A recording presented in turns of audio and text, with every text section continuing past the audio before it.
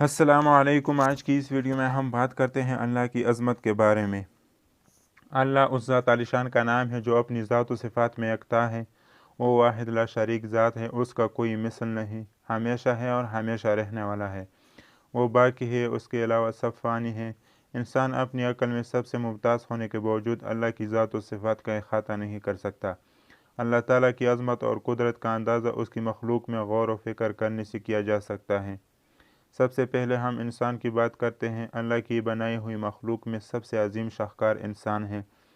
जिसामत में तो बहुत बड़ा नहीं, बहुत से जानवरों से छोटा भी है। ज़मीन और आसमान के मुकाबले में इसकी कोई हैसियत ही नहीं, मगर अल्लाह ने इंसान को अक्ल का जो जौहर अता फरमाया तो ये पूरी कायनात में बहुत मुमताज़ है। इंसान कायनात का बादशाह है। इंसान में तहकीक का वो मादा है कि हर चीज़ की तरीक़ियाँ तलाश करता रहता है और अपनी ज़िंदगी के मियार और असबाब को मुस्तकिल बढ़ाता है, और ये सब अल्लाह की अज़मत का बयान है जिसने इंसान में ऐसी अजीब और गरीब काबिलियत रख दी है। इस तरह अगर देखें, पहाड़ भी अल्लाह की अज़मत की निशानी है। अल्लाह ताला ने पहाड़ों को महफ़ फरमाया, इतनी बड़ी कि उन पर मीलों का सिलसिला चलता है, बुलंद इतने कि इंसान की रसाई ना हो सके जब तक जदीद टेक्नोलॉजी इस्तेमाल ना करे। ये पहाड़ इतने बड़े हैं कि ज़मीन के हर मखलूक अपने आप को उनके सामने चोटी समझती है। दिल अंदर से पुकार उठता है कि उनका बनाने वाला कितना ज़बरदस्त है। फिर उनमें महफ़ खजाने हैं, कितने मदनियात हैं जो इन पहाड़ों में पाई जाती हैं। किसी में लोहा है तो किसी में कोयला, कहीं सोना और कहीं चांदी। यह पहाड़ ज़मीनों पर नदियों और दरियाओं के जारी होने और उन पर बहते रहने का ज़रिया है। जब बारिश होती है तो पानी इन पहाड़ों की बुलंदी से बहता हुआ दरियाओं और नदियों में जाता है। फिर यही नदियाँ आगे जाकर कहीं झील बन जाती है तो कहीं मसनूई बांध की शक्ल में ज़ाहिर होते हैं।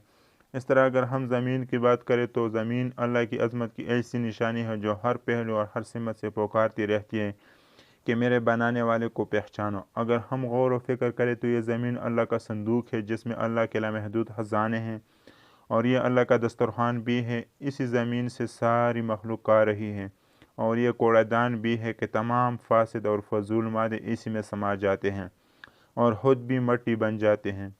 यही ज़मीन तमाम हैवानात और नबातात का मस्कन भी है।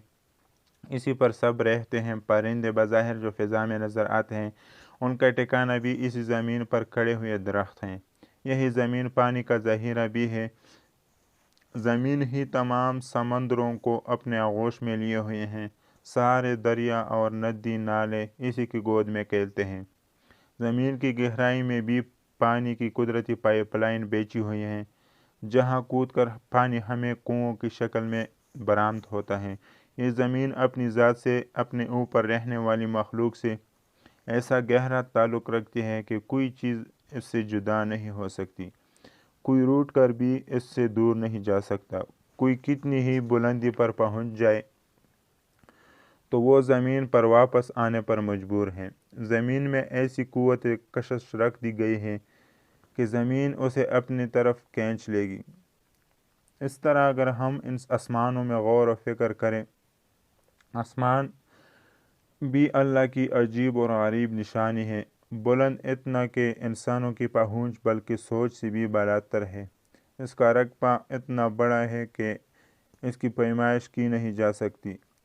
इसकी वसात का अंदाज़ा करने के लिए हुज़ूर सल्लल्लाहु अलैहि वसल्लम ने फरमाया कि आसमान के मुकाबले में यह ज़मीन ऐसी है जैसे सहरा में पड़ी हुई अंगूठी। इतना बड़ा आसमान मगर इसको खड़ा नहीं, ऐसे शान के साथ खड़ा किया गया है कि हज़ारों साल गुजर गए, इसमें कोई तग़य्युर नहीं, न कभी इसकी मरम्मत की ज़रूरत पड़ी। इसमें गौर व फिक्र करने की ज़रूरत है। ये अल्लाह की बनाई हुई छत है, वहीं से मखलूक की रोज़ी उतारी जाती है। जो हमें नज़र आता है ये एक आसमान है, इससे ऊपर 6 आसमान हैं। हर आसमान अपने नीचे वाले आसमान के मुकाबले में ऐसा ही है जैसे किसी सहरा में पड़ी हुई अंगूठी। इस तरह अगर हम पानी की बात करें, कितनी मामूली और सादी सी चीज़ नज़र आती है, मगर हयात के लिए कितनी लाजमी चीज़ है।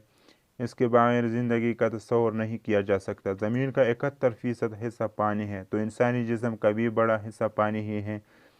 किसी वजह से डिहाइड्रेशन हो जाए तो इंसान अपने आप को बेजान महसूस करने लगता है। तमाम नबातात को ग़िज़ा पानी ही के रास्ते हासिल होती है। अजीब बात है कि पानी दो गैसों का मरकब है, एक ऑक्सीजन जो जलने में मदद देती है और दूसरे हाइड्रोजन जो खुद जलती है, मगर पानी न जलता है और न जलने में मदद देता है बल्कि जलती हुई चीज़ को बुझा देता है। और अजीब निज़ाम अल्लाह का ये भी है कि पानी तीन हालतों में पाया जाता है, ठोस, माया और गैस, और तीनों हालतों में इसका इस्तेमाल जुदा जुदा है।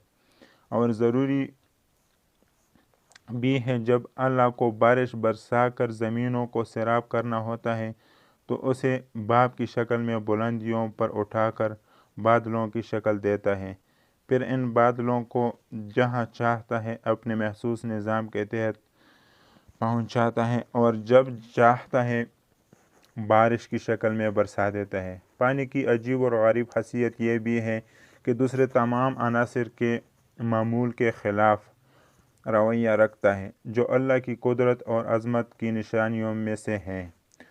दूसरी तमाम चीज़ें गर्म करने पर फैलती हैं, यानी ठोस से माया बनाया जाए तो उनका हुजम बढ़ता है।